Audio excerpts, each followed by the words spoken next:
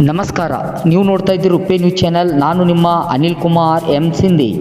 ಇಂದು ಸರ್ಕಾರಿ ಪ್ರಥಮ ದರ್ಜೆ ಕಾಲೇಜ್ ಚುಡುಗುಪ್ಪದಲ್ಲಿ ಹಾಗೂ NSS ಘಟಕದ ಸಂಯೋಜನೆಯಲ್ಲಿ ಇಂದು ಜಿಲ್ಲಾ ಏಡ್ಸ್ ನಿಯಂತ್ರಣ ಮತ್ತು ತಡೆಗಟ್ಟುವ ಘಟಕದ ವತಿಯಿಂದ ಕಾರ್ಯಕ್ರಮವನ್ನು ಆಯೋಜನೆ ಮಾಡಲಾಯಿತು. ಈ ಕಾರ್ಯಕ್ರಮದ ಮುಖ್ಯ ಅತಿಥಿಗಳಾಗಿ ಆಗಮಿಸಿರುವ ಸಂಯೋಜನಾಧಿಕಾರಿಗಳಾಗಿರುವ ಗೀತಾ ಪಾಟೀಲ್ ಮೇಡಮ್ ಅವರು ಮಾತನಾಡಿ ಏಡ್ಸ್ ತಡೆಗಟ್ಟುವ ಕ್ರಮಗಳು ಹಾಗೂ ಏಡ್ಸ್ ಮುಂಜಾಗೃತಿ ಕ್ರಮವನ್ನು ಕುರಿತು ಅರಿವನ್ನು ಮೂಡಿಸಿದರು. ಏಡ್ಸ್ ಕುರಿತು ಜಾಗೃತಿ ಮಹತ್ವ, ಸಮಾಜದಲ್ಲಿ ಅರಿವು, ಜನರು ಏಡ್ಸ್ ಬಗ್ಗೆ ಸರಿಯಾಗಿ ಮಾಹಿತಿ ಹೊಂದುವುದರಿಂದ ತಪ್ಪಾದ ನಂಬಿಕೆಗಳನ್ನು ನಿವಾರಿಸಲು ಸಾಧ್ಯ ಎಂದು ಹೇಳಿದರು. ತಡೆಗಟ್ಟುವ ಕ್ರಮಗಳು ಹಾಗೂ ಮುನ್ನೆಚ್ಚರಿಕಾ ಕ್ರಮಗಳ ಬಗ್ಗೆ ಅರಿವನ್ನು ಮೂಡಿಸುವ ಮೂಲಕ ಹೊಸ ಸೋಂಕುಗಳ ಸಂಖ್ಯೆಗಳನ್ನು ಕಡಿಮೆ ಮಾಡಬಹುದು ಹಾಗೂ ಸೋಂಕಿತ ವ್ಯಕ್ತಿಗಳ ಸಹಾಯ ಏಡ್ಸ್ ಹೊಂದಿದ ವ್ಯಕ್ತಿಗಳಿಂದ ಸಮಾಜ ಭಿನ್ನವಾಗಿ ನೋಡಬಾರದು ಎಂದು ಸಂದೇಶವನ್ನು ನೀಡಿದರು. ಈ ಸಂದರ್ಭದಲ್ಲಿ ಕಾರ್ಯಕ್ರಮದ ಅಧ್ಯಕ್ಷತೆಯನ್ನು ವಹಿಸಿರುವ ಕಾಲೇಜಿನ ಪ್ರಾಚಾರ್ಯರಾಗಿರುವ ಡಾಕ್ಟರ್ ಜಯಕುಮಾರ್ ಶಿಂದೆ ಅವರು ಮಾತನಾಡಿ, ಏಡ್ಸ್ ಜಾಗೃತಿ ಕ್ರಮಗಳು, ಶಿಕ್ಷಣ ಮತ್ತು ಜಾಗೃತಿ ಅಭಿಯಾನ, ಶಾಲೆ, ಕಾಲೇಜು ಮತ್ತು ಜನ ಸಂಚಾರ ಪ್ರದೇಶಗಳಲ್ಲಿ ಏಡ್ಸ್ ಬಗ್ಗೆ ಅರಿವನ್ನು ಮೂಡಿಸುವ ಕಾರ್ಯಕ್ರಮಗಳು, ಸಾಮಾಜಿಕ ಮಾಧ್ಯಮಗಳು, ಟಿವಿಗಳು, ರೇಡಿಯೋಗಳು, ಪೋಸ್ಟರ್ಗಳ ಮೂಲಕ ಜನರಲ್ಲಿ ಜಾಗೃತಿಯನ್ನು ಮೂಡಿಸ್ತಕ್ಕಂಥದ್ದು, ಸುರಕ್ಷಿತ ಲೈಂಗಿಕ ಸಂಬಂಧಗಳು, ಕಾಂಡೋಮ್ಸ್ಗಳು ಮುಂತಾದ ಸುರಕ್ಷಣಾ ಸಾಧನಗಳನ್ನು ಬಳಸುವುದು, ಒಬ್ಬನೇ ಜೀವನ ಸಂಗಾತಿಗಳನ್ನಾಗಿ ಹೊಂದಬೇಕು ಎಂಬ ಮುಂಜಾಗೃತಿಯನ್ನು ನೀಡುವುದು, ರಕ್ತ ಪರೀಕ್ಷೆ ಮತ್ತು ಚಿಕಿತ್ಸಾ ಸಹಾಯ, ನಿರಂತರವಾಗಿ HIV ಪರೀಕ್ಷೆ ಮಾಡಿಸಿಕೊಳ್ಳುವುದು, ಸೋಂಕಿತನಿಗೆ ಮಾನಸಿಕ ಮತ್ತು ಸಾಮಾಜಿಕ ಬೆಂಬಲ ಜೊತೆಗೆ ಮನಸ್ಥೈರ್ಯವನ್ನು ತುಂಬುವಂಥ ಕಾರ್ಯಗಳು, ಸರಿಯಾದ ಔಷಧಿ, ಆಹಾರ ಸೇವನೆಯನ್ನು ಮಾಡಿಸಬೇಕು ಎಂದು ಕಾರ್ಯಕ್ರಮದ ಘನಾಧ್ಯಕ್ಷತೆ ವಹಿಸಿರುವ ಜಯಕುಮಾರ್ ಶಿಂದೆ ಅವರು ನುಡಿದರು. ಈ ಕಾರ್ಯಕ್ರಮದ ಮುಖ್ಯ ಅತಿಥಿಗಳಾಗಿ ಡಾಕ್ಟರ್ ಮೀನಾ ಕುಮಾರಿ ಪಾಟೀಲ್ ಅವರು ಹಾಗೂ ಈ ಕಾರ್ಯಕ್ರಮದ ಮತ್ತೋರ್ವ ಮುಖ್ಯ ಅತಿಥಿಗಳಾಗಿ ಡಾಕ್ಟರ್ ಚಿತ್ರಶೇಖರ್ ಚೆರಳಿ ಅವರು ಹಾಗೂ NSS ಘಟಕದ ಅಧಿಕಾರಿಗಳಾಗಿರುವ ಕನ್ನಡ ಪ್ರಾಧ್ಯಾಪಕರಾಗಿರುವ ಡಾಕ್ಟರ್ ಶಾಂತಕುಮಾರ್ ಪಾಟೀಲ್ ಜಿ ಅವರು ಈ ಕಾರ್ಯಕ್ರಮವನ್ನು ನಿರೂಪಿಸಿದರು. ಈ ಕಾರ್ಯಕ್ರಮದಲ್ಲಿ doctor Satish Dongre, doctor Yesumitra, doctor Shivakumar, ಎಲ್ಲ ಅತಿಥಿ ಉಪನ್ಯಾಸಕರಾದ ಜಗದೀಶ್ ಬಡಿಗೇರ್, ಧನರಾಜ್ ಕಾಂಬ್ಳೆ, ಲಕ್ಷ್ಮಣ್ ಟೋಕ್ರೆ, ಶರತ್, ಚಂದ್ರಕಾಂತ್ ತಿರ್ಲಾಪುರ್, ಬಾಲಾಜಿ ಸರ್, ಹೀಗೆ ಹಲವಾರು ಉಪನ್ಯಾಸಕರು ಹಾಗೂ ವಿದ್ಯಾರ್ಥಿ ಬಳಗದವರು ಭಾಗವಹಿಸಿದ್ದರು.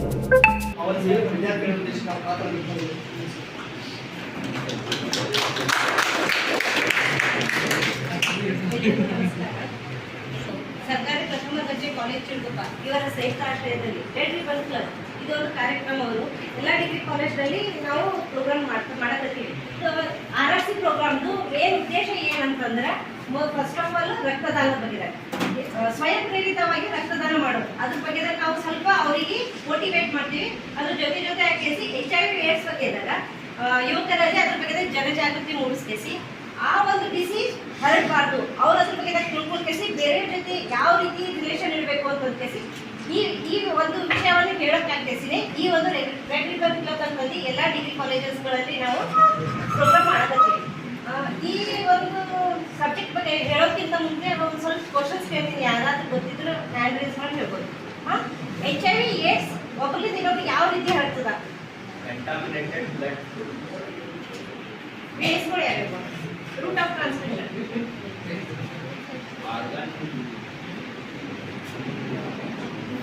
ಪರ್ಟಿಕ್ಯುಲರ್ ರೂಟ್ಸ್ ಅವರಿ HIV AIDS ಇನ್ಫೆಕ್ಟ್ ಒಬ್ಬರಿಂದ ಇನ್ನೊಬ್ರಿಗೆ ಆಗ್ಬೇಕಂದ್ರೆ ಅವು ಯಾವ್ಯಾವ ರೂಟ್ಸ್?